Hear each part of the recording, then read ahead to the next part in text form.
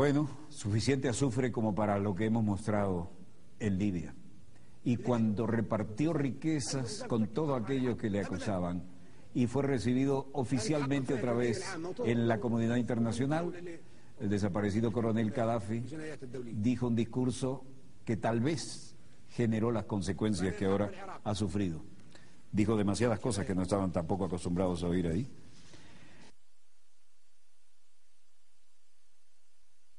Irse y mancomunicar y comunicar sus esfuerzos para superar los desafíos que son nuestro principal enemigo común: el cambio climático, las crisis internacionales, el deterioro económico del capitalismo, la crisis alimentaria, la crisis del agua, la desertificación, el terrorismo, la inmigración, la piratería, las epidemias naturales y las epidemias causadas por el hombre, la proliferación nuclear.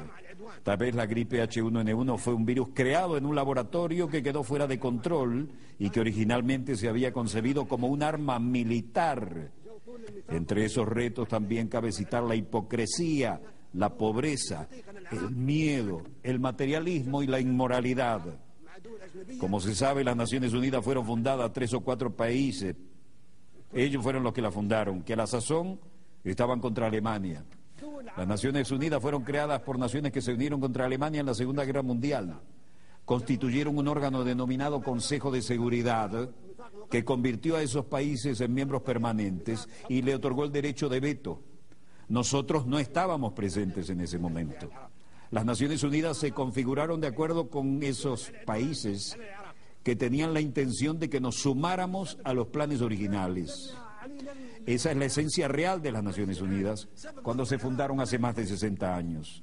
Eso sucedió en ausencia de unos 165 países a razón de 1 a 8. Es decir, 1 estaba presente y 8 estaban ausentes. Esos países redactaron la carta, de la cual tengo aquí una copia.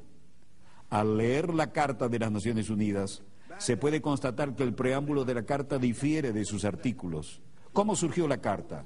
Todos los que asistieron a la conferencia de San Francisco en 1945 participaron en la redacción del preámbulo, pero dejaron los artículos y el reglamento interno del llamado Consejo de Seguridad en manos de los expertos, los especialistas y los países interesados, países que habían establecido el Consejo de Seguridad, los que se habían unido contra Alemania.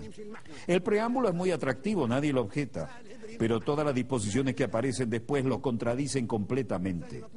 Rechazamos esas disposiciones y nunca las respaldaremos. Se volvieron obsoletas después de la Segunda Guerra Mundial.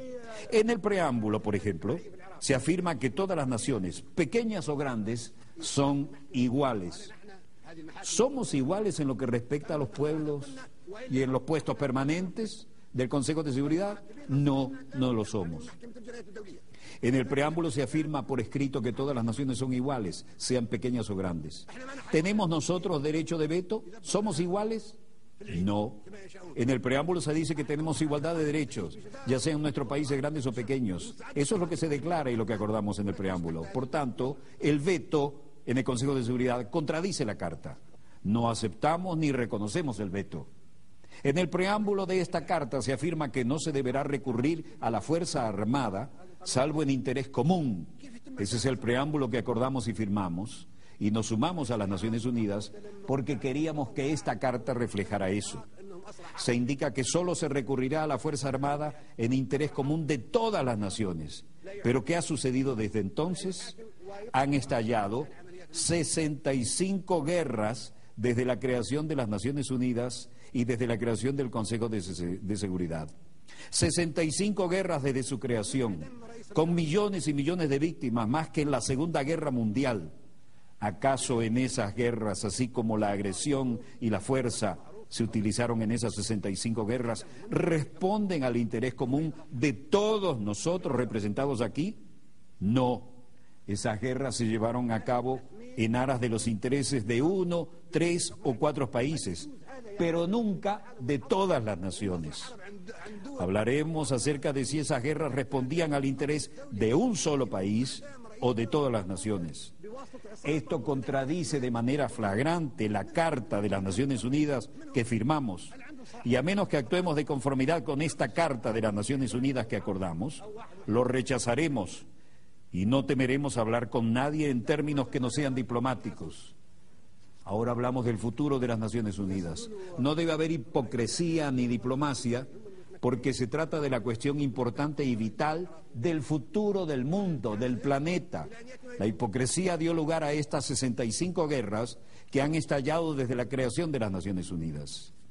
Si un país, Libia, por ejemplo, agrediera a Francia, entonces la organización entera respondería porque Francia es un Estado miembro soberano de las Naciones Unidas y todos compartimos la responsabilidad colectiva de proteger la soberanía de todas las naciones. Sin embargo, se han emprendido 65 guerras de agresión sin que las Naciones Unidas hayan hecho algo por impedirlas. Otras 8 grandes guerras violentas cuyas víctimas suman unos 2 millones de personas han sido emprendidas por Estados miembros que disfrutan de los poderes de veto en el Consejo de Seguridad. Esos países que pretenden que creamos que tratan de mantener la soberanía e independencia de los pueblos, utilizan en realidad la agresión contra los pueblos. Ingresamos a las Naciones Unidas porque pensamos que éramos iguales, solo para comprobar que un país puede objetar todas las decisiones que adoptemos todos en la Asamblea General. ¿Quién le dio a los Estados miembros permanentes del Consejo de Seguridad esa condición? 4 de ellos se concedieron esa condición ellos mismos.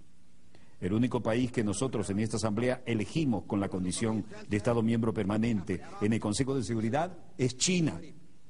Ello se hizo democráticamente, pero los demás puestos nos los impusieron de manera no democrática a través de un procedimiento dictatorial llevado a cabo en contra de nuestra voluntad. Y no debemos aceptarlo.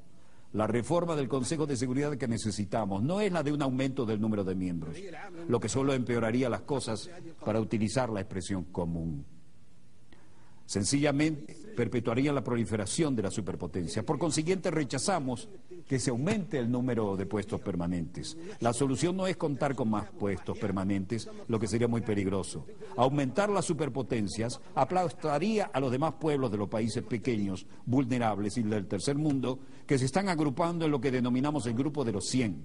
100 países pequeños que se unen en un foro que un miembro ha denominado el Foro de los Países Pequeños.